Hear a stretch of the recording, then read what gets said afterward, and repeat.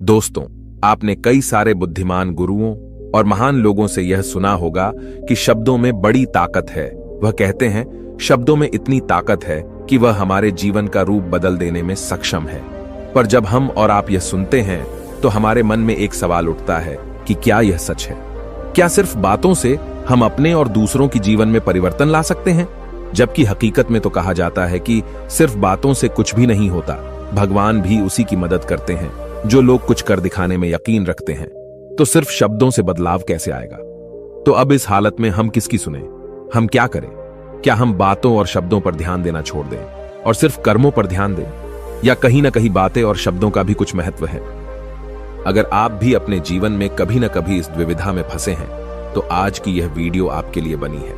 आज हम जानेंगे कि शब्दों का हमारे जीवन में कितना बड़ा किरदार है और क्या वो सच में हमारे जीवन का रंग रूप बदल सकते हैं या नहीं। तो चलिए शब्दों की दुनिया में साहसी यात्रा पर निकलें और जानें कैसे शब्दों का जादू हमें अपनी ओर खींचता है और हमें बांधता है, और कैसे केवल शब्दों से हमारा पूरा जीवन एक नया रूप ले सकता है। क्योंकि हमारी बातें एक इंसान को बना भी सकती हैं और बिगाड़ भी सकती हैं। दोस्तों, लेकिन कहानी शुरू करने से पहले मेरी एक छोटी सी रिक्वेस्ट है आपसे, कृपया इस वीडियो को लाइक कर दे। आपका ये लाइक हमें प्रोत्साहन देता है। तो चलिए आज हम यही बातें एक कहानी के माध्यम से समझते हैं। दोस्तों, एक नगर में एक महान बौद्ध भिक्षु रहा करते थे। वह बहुत ज्ञानी थे और बहुत ही शांत स्वभाव के थे, और उनकी यह बात ही उनकी विशेषता भी थी। एक बार की बात है, बौद्ध भिक्षु नगरवासियों को उपदेश दे रहे थे। बौद्ध भिक्षु कह रहे थे कि शब्दों में जीवन बदलने की शक्ति होती है। अपने शब्दों से जीवन बदलो। हम जो भी शब्द अपने लिए या दूसरों के लिए कहते हैं या जो भी बातें करते हैं उस पे हमें ध्यान देना चाहिए। इतना कहकर बौद्ध भिक्षु ने अपना उपदेश समाप्त किया और वहां से चले गए। एक दिन वह बौद्ध भिक्षु एक मार्ग से होकर गुजर रहे थे। उसी मार्ग से एक युवक होकर गुजर रहा था। उस युवक ने जब उन बौद्ध भिक्षु को देखा तो वह जोर जोर से हंसने लगा और कहने लगा, अरे साधु महाराज, आप तो ढोंगी है। आपके उपदेशों में यह कहने से कि शब्दों में बड़ी ताकत है, आपकी बात सत्य नहीं हो जाएगी। ये सब सिर्फ बातें हैं। भला ऐसे कैसे हो सकता है कि शब्दों से हमारा जीवन बदल सकता है? उस युवक की सारी बातें उन भिक्षुओं ने ध्यानपूर्वक सुनी और उसके बाद वह मुस्कुराते हुए उस युवक से कहते हैं, बेटा, नाद से ही तो यह दुनिया प्रकट हुई है, और अच्छे शब्दों के पीछे भी नाद ही होता है जो पूरा जीवन बदल देता है। वह बौद्ध भिक्षु उस युवक से कहते हैं, देखो, मैं तुम्हें अपने अनुभव से बता रहा हूं, लेकिन फिर भी तुम्हें यकीन न हो तो तुम इसे खुद आजमा कर देख सकते हो। उन बौद्ध भिक्षु की यह बात सुनकर युवक थोड़ा सा गंभीर हो गया। उसने काफी देर सोच विचार किया और उसके बाद उन बौद्ध भिक्षु से कहता है, हे गुरुवर, अगर ऐसी बात है तो आप मेरे साथ चलिए। मेरा छोटा भाई है जिसकी उम्र करीब 25 वर्ष है और उसे न जाने क्या हुआ है। वह करीब 3 वर्षों से कुछ भी नहीं करता, बस लेटा रहता है। दिन भर वो कुछ न कुछ सोचता रहता है। उसकी यह हालत देखकर हम सब बहुत परेशान हैं। माता पिता भी बहुत चिंतित रहते हैं। हम सब ने कई तरीके अपनाए, कई योजनाएं अपनाई, लेकिन कुछ भी काम नहीं आया। हमने कई बार उससे बात करने तक की कोशिश की, लेकिन वह हमसे कुछ भी नहीं कहता। परिवार का हर एक सदस्य पूरी तरह से थक चुका है, हार चुका है। आखिर वह क्या करना चाहता है, किसी को कुछ नहीं पता। तो हमारे शब्दों से उसका जीवन क्यों नहीं बदला? और जैसा कि आप कह रहे हैं कि शब्द सचमुच जीवन बदल सकते हैं, तो क्या आप मेरी मदद करेंगे? इस पर बौद्ध भिक्षु मुस्कुराते हुए उस युवक के साथ चल पड़ते हैं। वह युवक उन बौद्ध भिक्षु को एक खेत में ले जाता है और अपने भाई की तरफ इशारा करके कहता है, हे गुरुवर, यही मेरा भाई है जो पूरे गांव में आलस और मक्कारी के लिए मशहूर है। आप कहते हैं कि शब्दों में वह शक्ति है जो हमारा जीवन बदल सकती है। तो क्या आपके शब्द इसका जीवन बदल सकते हैं? अगर यह सत्य है तो आप इसका जीवन बदल कर दिखाएं। उन बौद्ध भिक्षुओं ने उस युवक के भाई को ध्यानपूर्वक देखा। वह एक पेड़ की छांव में आराम से सो रहा था।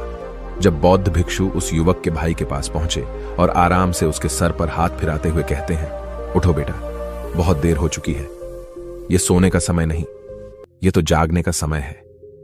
उन बौद्ध भिक्षुओं की आवाज सुनकर वह लड़का थोड़ा सा अचरज में पड़ गया। आखिर कौन है जो मुझे इतने प्यार से जगा रहा है?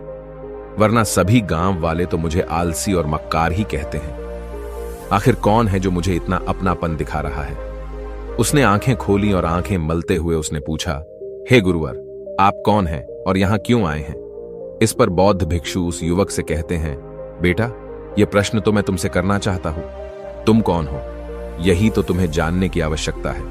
उन बौद्ध भिक्षुओं की बात सुनकर वह लड़का जोर से हंस पड़ता है और कहता है, हे गुरुवर, यदि आपको मेरे बारे में जानना है तो जाइए और गांव के किसी भी सदस्य से पूछ लीजिए।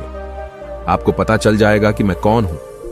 आपसे हर कोई यही कहेगा कि वह तो आलसी है, मक्कार है, तरह तरह के ताने सुनाएंगे, तरह तरह की बातें कहेंगे। इससे आपको यह जरूर यकीन हो जाएगा और आपको यह पता भी चल जाएगा कि मैं कौन हूं। तभी बौद्ध भिक्षु मुस्कुराते हुए उस लड़के से कहते हैं, सबसे पहले मेरी यह बात सुन लो। मेहनती इंसान के खुद के शब्द उसे अंदर तक चोट पहुंचाते हैं, इसलिए कभी भी अपने आप को कोसो मत। अपने शब्दों को सुधारो। और मेरी यह दूसरी बात भी सुन लो। मैंने उन गांव वालों से नहीं पूछा कि तुम कौन हो, मैं तुमसे पूछ रहा हूं कि तुम कौन हो। लेकिन तुमने तो अपनी आदतें मुझे बताई। आलस तुम्हारी पहचान नहीं, तुम्हारी आदत हो सकती है, और इंसान नहीं, उनकी आदतें खराब होती हैं। इसलिए बेटा, तुम आलसी और मक्कार नहीं हो, यह तो तुम्हारी आदत है। बस इतनी सी बात है जो गांव वाले नहीं समझ सकते। ये सारी बातें सुनकर वो लड़का थोड़ा सा आश्चर्यचकित रह गया, क्योंकि गांव वाले हमेशा उसे मक्कार, आलसी और तरह तरह के ताने ही सुनाया करते थे। उन बौद्ध भिक्षुओं की यह बात सुनकर उस लड़के की आंखों में आंसू आ गए। वह तुरंत ही दोनों हाथ जोड़कर उन बौद्ध भिक्षु के चरणों में गिर पड़ा और उनसे कहने लगा, आप सत्य कहते हैं, यह मेरी आदत ही है और मैं इस आदत से बहुत परेशान हूं। मैंने बहुत कोशिशें भी की, लाख उपाय किए, लेकिन मैं अपनी इस आदत से छुटकारा ना पा सका। इन आदतों से बाहर आना बहुत कठिन है। मैंने कई बार आलस छोड़ने का प्रयास तक किया, पूरी कोशिश भी की, लेकिन कोई लाभ नहीं हुआ। मैं जब भी कोई कार्य करने की कोशिश करता हूं तो पता नहीं क्यों मेरा मन कहीं और भागने लगता है। मेरा दिमाग किसी और दिशा में काम करने लगता है और मैं उस काम पर ध्यान ही नहीं दे पाता। मैं क्या करूं, कैसे करूं, मुझे कुछ भी समझ नहीं आता। जब भी मैं किताबें पढ़ने की कोशिश करता हूं तो मुझे नींद आने लगती है। मन में एक अजीब सा दर्द महसूस होता है। ऐसा लगता है कि मेरा जीवन यूं ही व्यर्थ जा रहा है, और जब मैं इस दर्द को बर्दाश्त नहीं कर पाता तो मैं सो जाता हूं, ताकि जब मैं उठूं तो मुझे दर्द न महसूस हो। और अब तो मुझे यह भी यकीन हो चुका है कि मैं इन आदतों से नहीं निकल सकता। ये आदतें मुझे नहीं छोड़ने वाली। इस पर बौद्ध भिक्षु उस लड़के से कहते हैं, बेटा, यदि तुम इस आलस की आदत को छोड़ना चाहते हो तो मैं तुम्हें एक सही उपाय बता सकता हूं, लेकिन उसके लिए तुम्हें कल सुबह मुझे मिलना होगा, तभी वह तरीका मैं तुम्हें बताऊंगा। यदि तुम उस तरीके को सीखना चाहते हो तो कल सुबह मेरे पास चले आना। इतना कहकर बौद्ध भिक्षु वहां से चले गए। लेकिन उन बौद्ध भिक्षु की सारी बातें उस लड़के के कानों में गूंज रही थीं। वह यह समझ नहीं पा रहा था कि आखिर वह बौद्ध भिक्षु उसे कौन सा मार्ग दिखाने वाले हैं। वह ऐसा कौन सा उपाय बता देंगे जिससे उसके जीवन से आलस्य हमेशा हमेशा के लिए खत्म हो जाएगा। देखते ही देखते रात हो गई। रात भर वह अपने बिस्तर पर करवट लेता रहा और उन बौद्ध भिक्षु की बातों के बारे में सोचता रहा। इसी प्रकार देखते ही देखते सुबह हो गई और वह लड़का उन बौद्ध भिक्षुओं के पास जा पहुंचा। वह लड़का उन बौद्ध भिक्षु को प्रणाम करता है और कहता है, गुरुवर, जैसा कि आपने कहा था, लीजिए मैं आ गया। अब मुझे वह मार्ग बता दीजिए जिसे मैं अपने जीवन से इस आलस्य को निकाल सकता हूं। तभी बौद्ध भिक्षु उस लड़के से कहते हैं, बेटा, जब भी तुम्हारा मन दुविधा में हो, तुम निर्णय न ले पा रहे हो और तुम्हारे मन में तरह तरह के प्रश्न उठ रहे हो कि मैं क्या करूं, कैसे करूं, इस कार्य को पूर्ण कैसे करूं, यह सब कैसे होगा, तब तुम वास्तविकता में अपने अतीत से सोच रहे हो कि पिछली बार तुम्हारे ऐसा करने पर क्या हुआ, या अतीत में तुमसे लोगों ने क्या कहा था। तो आज से कभी भी अपने अतीत से नहीं, बल्कि भविष्य से सोचो। इस पर लड़का कहता है, भविष्य से, वह भला कैसे? तभी बौद्ध भिक्षु उस लड़के से कहते हैं, मान लो कि तुम्हें आज किसी भी चीज की कमी नहीं है। तुम्हारे पास वो हर चीज है जो तुम चाहते हो, वह सारी सुख सुविधाएं हैं। तो अब बताओ, तुम अपना जीवन कैसे व्यतीत करना चाहोगी? उन बौद्ध भिक्षु की यह बात सुनकर वह लड़का कुछ देर के लिए सोच में पड़ गया, क्योंकि आज तक उसने सभी गांव वालों के केवल ताने ही सुने थे। किसी ने भी आज तक उसके जीवन के बारे में उससे ऐसी बात नहीं की थी, और वह गुरुवर उसे आने वाले भविष्य के बारे में उससे बातें कर रहे थे। उन बौद्ध भिक्षु की यह बात सुनकर वह लड़का खुद से प्रश्न करने लग गया कि अगर मेरे पास सब कुछ होगा, धन की कोई कमी नहीं होगी और सारी सुख सुविधाएं होंगी, तो मैं अपना जीवन कैसे व्यतीत करूंगा? कुछ देर सोच विचार करने के बाद वह उन बौद्ध भिक्षु से कहता है, गुरुवर, मैं यह दुनिया घूमना चाहूंगा, पहाड़ों पर चढ़ना चाहूंगा, समुद्र की रेत पर चलना चाहूंगा और मैं एक बहुत बड़ा व्यापारी बनना चाहूंगा। तभी अचानक उस लड़के का ध्यान टूट गया और वह उन बौद्ध भिक्षु से कहता है, परंतु हे गुरुवर, यह सब कैसे संभव होगा? केवल मेरी मात्र सोच लेने से तो यह सब पूरा नहीं होने वाला। उसके ऐसा कहते ही उसके अतीत में बीती हुई सारी घटनाएं उसकी आंखों के सामने से गुजरने लगी और वह एक बार फिर से निराश होने लगा। और अब वह यह सोचने लगा कि मेरे पास तो पैसे ही नहीं है, तो मैं भला व्यापार कैसे कर सकता हूं? न ही मेरे पास व्यापार का कोई अनुभव है। ऐसी स्थिति में मैं भला यहां से कैसे निकल सकता हूं? उस लड़के के इस प्रश्न का जवाब देते हुए वह बौद्ध भिक्षु उस लड़के से कहते हैं, भंते, हर रात में सोने से पहले तुम हर दिन अपना लक्ष्य एक कागज पर लिखो और सुबह उठकर सबसे पहले उस लक्ष्य को देखो और सोचो कि उस लक्ष्य को पाने के लिए तुम आज क्या कर सकते हो, और जो भी तुमने उस कागज पर लिखा होगा उस कार्य को उसी दिन पूरा करने की हर मुमकिन कोशिश करो। इस पर वह लड़का कहता है, ठीक है, आप सच कह रहे हैं, लेकिन जब मैं बहुत सोचने लगता हूं तो मेरा मन बेचैन होने लगता है और मन में तरह तरह के विचार उठने लगते हैं और इन विचारों को शांत करने के लिए मैं सो जाता हूं ताकि वह विचार मुझे परेशान न कर पाए। उस लड़के की इस समस्या का समाधान करते हुए वह बौद्ध भिक्षु उस लड़के से कहते हैं, बेटा, अंतर्मन की चाल को पकड़ो और शब्दों की मदद से नया भविष्य बनाओ। तभी लड़का कहता है, हे गुरुवर, आप क्या कहना चाहते हैं? मैं आपकी बात समझ नहीं पा रहा। इस पर बौद्ध भिक्षु मुस्कुराते हुए कहते हैं, बेटा, कैसे होगा? यह जो सवाल है, यह सवाल नहीं बल्कि एक डर है जो तुम्हारे अंतर्मन में बैठा हुआ है, जो तुम्हें अगला कदम लेने से रोक रहा है, तुम्हें कदम आगे बढ़ाने से रोक रहा है। यदि तुम वास्तविकता देखो तो किसी को भी नहीं पता होता कि वह कार्य कैसे होगा, लेकिन एक इंसान जब दृढ़ निश्चय कर लेता है तो वह अपने उद्देश्य को सामने रखकर लगातार प्रयास करता रहता है और वह अपनी सफलता प्राप्त कर ही लेता है। तभी वो लड़का उन बौद्ध भिक्षु से कहता है कि हे गुरुवर, अगर ऐसी बात है तो मन में बार बार चिंता क्यों होती है? मन बार बार बेचैन क्यों हो उठता है? इस पर बौद्ध भिक्षु कहते हैं, बेटा, क्योंकि तुम्हें डर है कि तुम कमजोर हो। तुम्हारे अंतर्मन में बैठा है कि तुम में कुछ कमी है, तुम किसी काम के नहीं हो, और यही कारण है कि तुम कोशिश करने से डरते हो, क्योंकि तुम्हारा अंतर्मन हमेशा तुम्हें रोकता रहता है। जब भी तो कोई कार्य शुरू करना चाहते हो, तुम्हारा मन तुमसे पहले कह देता है, इससे आगे मत बढ़ना, अन्यथा तुम हार जाओगे, और इसी कारण तुम्हें चिंता होने लगती है, तुम्हारा मन बेचैन होने लगता है। तभी वो लड़का कहता है, गुरुदेव, आपने जो कुछ भी कहा वो बिल्कुल सत्य है, लेकिन अब आप ही मुझे बताइए कि मैं इस परेशानी से बाहर कैसे निकलूं? इसका जवाब देते हुए वो बौद्ध भिक्षु उस लड़के से कहते हैं, बेटा, इस समस्या का समाधान बहुत ही आसान और सरल है। तुमने देखा होगा कि अक्सर ही हम अपने आप को दोष देते रहते हैं, अपने आप को तरह तरह के अपशब्द कहते रहते हैं जो हमारे अंतर्मन में जाकर बैठ जाते हैं और वही हमें आगे बढ़ने से रोकते हैं। और इन शब्दों का हम पर बहुत गहरा प्रभाव भी पड़ता है, क्योंकि जैसा हम खुद से कहते हैं, जैसा हम पूरी भावनाओं के साथ सोचते हैं, हम वैसा ही बनते चले जाते हैं। इसलिए यदि तुम खुद को बदलना चाहते हो तो कि तुम भी काबिल बन सको, तो तुम्हें अपने अंतर्मन को नए संदेश देने की जरूरत है, जैसे कि मेरे शरीर का हर एक कण, हर एक हिस्सा, हर एक विचार शांति और ऊर्जा से भरा हुआ है।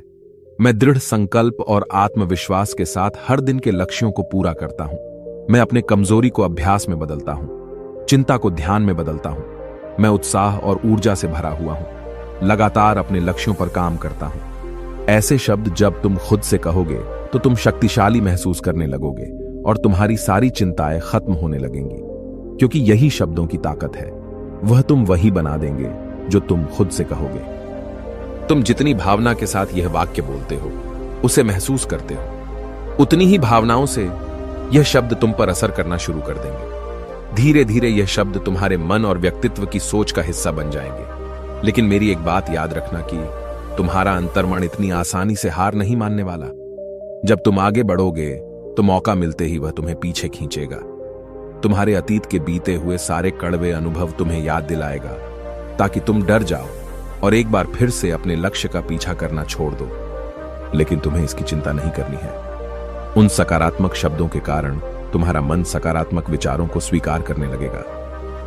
आगे वह बौद्ध भिक्षु उस लड़के को चेतावनी देते हुए कहते हैं, मेरी एक बात और याद रखना कि तुम्हारा ध्यान आलस्य पर नहीं होना चाहिए, अर्थात तुम्हें कभी आलस नहीं मिटाना, बल्कि तुम्हें एक नए भविष्य का निर्माण करना है, एक नए व्यक्तित्व का निर्माण करना है। तुम्हारा पूरा ध्यान केवल इस पर ही होना चाहिए। उन बौद्ध भिक्षुओं की बात सुनकर लड़का कहता है, ठीक है गुरुवर, आप जैसा कहते हैं मैं वैसा ही करूंगा।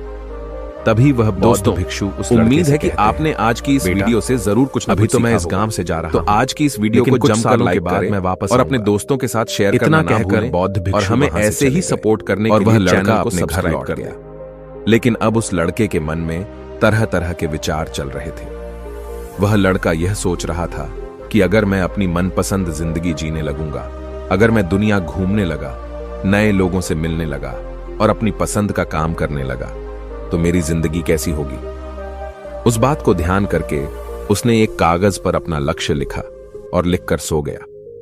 अगली सुबह जब उसकी आंखें खुलीं तो उसने उस पेपर पर लिखा हुआ लक्ष्य एक बार दोहराया। उसके बाद वह कुछ देर के लिए शांत हो गया। तभी उसे उन बौद्ध भिक्षु की बात याद आई कि तुम अपने लक्ष्य के लिए आज क्या कर सकते हो। उसने खुद से सवाल किया कि मैं आज अपने इस लक्ष्य को प्राप्त करने के लिए क्या कर सकता हूं। तभी उसे एक बार फिर से उस पेपर की तरफ ध्यान दिया। उस पेपर पर लिखा था कि मैं बाजार जाता हूं और लोग व्यापार करने की कौन सी चीजें, कौन से सामान लेकर आते हैं। मैं उन चीजों को देखता, उन चीजों को पता करता। वो पढ़ने के बाद तुरंत ही बाजार चला गया। वह अलग अलग दुकानों पर बैठा उन्हें देखा, लेकिन उसे कुछ समझ नहीं आ रहा था, क्योंकि लोग अलग अलग व्यापार कर रहे थे, अलग अलग तरह की चीजें और सामान ले रहे थे, और किसी ने उसकी कोई मदद नहीं की। वह बहुत उदास हो गया और निराश होकर वापस घर लौट आया। तभी उस लड़के को उन बौद्ध भिक्षु की एक और बात याद आई। शब्दों में बहुत ताकत है और शब्द हमारा जीवन बदल सकते हैं। उसे वह सकारात्मक विचार याद आए। वह उन्हें सुबह शाम दोहराने लगा और अब से वह हर दिन ऐसा ही करता। देखते ही देखते 1 महीना बीत चुका था, लेकिन अब तक उसके जीवन में कोई बदलाव नहीं आया था। अब वह लड़का यह सोचकर निराश होने लगा था कि उसके जीवन में तो कुछ भी परिवर्तन नहीं हो रहा। लेकिन 1 महीने के बाद उसे महसूस हो रहा था कि वह पहले से अच्छा महसूस कर रहा है। उसका दिमाग अब अच्छी तरह से सोच पा रहा है। वह पहले से ज्यादा चलने फिरने लगा है। धीरे धीरे उसे समझ में आने लगा कि जो लोग आगे बढ़ते हैं, महान काम करते हैं, उनकी सोच में कितना अंतर होता है। वे लोग हमेशा शक्तिशाली विचार सोचते हैं। दूसरों की छोटी सोच और डर से वह कभी प्रभावित नहीं होते। जब भी उनके सामने कोई मुश्किल आन पड़ती है तो वह घबराते नहीं, बल्कि उस समस्या का समाधान निकालते हैं। इस समस्या के समाधान पर ध्यान केंद्रित करते हैं और न ही वह कभी किसी का इंतजार करते हैं। वह केवल खुद पर विश्वास करते हैं और तुरंत ही कदम आगे बढ़ाते। जब उस लड़के को ये सारी बातें समझ में आने लगीं, तो उसने भी धीरे धीरे अपने कदम आगे बढ़ाने शुरू किए। उसने बिल्कुल वैसा ही व्यवहार करना शुरू किया। अब से वो कभी खाली नहीं बैठता था। जब भी उसका मन करता वो बाजार जाता और लोगों के बारे में जानता समझता कि वो किस प्रकार व्यापार कर रहे, कौन से चीजें खरीद रहे हैं और किन चीजों पर उन्हें लाभ हो रहा है। और जब उसका मन करता तो अपने पिता की मदद भी करता था। वो अपने पिता के साथ मंडी में जाता, वहां पर जाकर मोल भाव करता। ते हमेशा कुछ न कुछ सीखने में ही जुटा रहता है। तभी एक दिन गांव में एक मसाले का व्यापारी आया। उसे कुछ पढ़े लिखे नौजवानों की जरूरत थी जो माल की गिनती कर सके और हिसाब रखने का काम कर सके। वह लड़का अपने लक्ष्य को जानता था कि उसे क्या पाना है। उसे समझ में आ गया था कि इस काम से उसे बहुत कुछ सीखने को मिलेगा। बेहिचक उस सेठ के पास पहुंच गया। वह जानता था कि उसे उस काम के बहुत कम पैसे मिलेंगे, लेकिन फिर भी वह उस काम को करने के लिए तैयार था। अब उस लड़के की सोच पूरी तरह से बदल चुकी थी। अब वह बाकी लोगों की तरह नहीं सोचता था। बहुत ईमानदार और समझदारी से काम करता था। देखते ही देखते करीब 3 महीने बीत गए और अब व्यापारी यह समझ चुका था कि नौजवान बहुत ही समझदार है और वह उसे व्यापार में बहुत मदद करता है। इसलिए उस मसाले के व्यापारी ने उस लड़के को अपना सहायक बना लिया। उस व्यापारी ने देखा कि इस लड़के की दिनचर्या सबसे अलग है। यह हर दिन पढ़ता है, लिखता है, सुबह उठकर ध्यान करता है, नई चीजें सीखता है। परेशानी आई तो भी विचलित नहीं होता। यह सबसे सम्मान से बात करता है, सबका आदर करता है। देखते ही देखते 1 साल बीत चुके थे और अब तो व्यापारी उस नौजवान से बहुत खुश था। उसने धीरे धीरे उस नौजवान को व्यापार के सारे गुण सिखा दिए और देखते ही देखते वह लड़का अब एक छोटा सा व्यापारी बन चुका था। और जब उस लड़के के अंदर व्यापार की समझ आ गई तो उसने जड़ी बूटियों का व्यापार शुरू कर दिया और देखते ही देखते केवल कुछ ही वर्षों में उस नगर का सबसे बड़ा व्यापारी बन गया। लोग उसे सबसे बड़े व्यापारी के नाम से जानने लगे। उसकी नाम दूर दूर तक फैलने लगा। करीब 5 वर्षों बाद जब वह वापस अपने घर लौटा तो लोग बहुत हैरान थे। उसे देखकर लोग बहुत अचंभित थे। उसके सारे जानने वालों ने उस लड़के से पूछा, तुम इतना कैसे बदल गए? तब उसने कहा, उन गुरु ने सच ही कहा था, शब्दों से हम जीवन बदल सकते हैं। वैसे आपने आज के इस वीडियो से क्या सीखा हो, मुझे आप कमेंट में जरूर बताइएगा।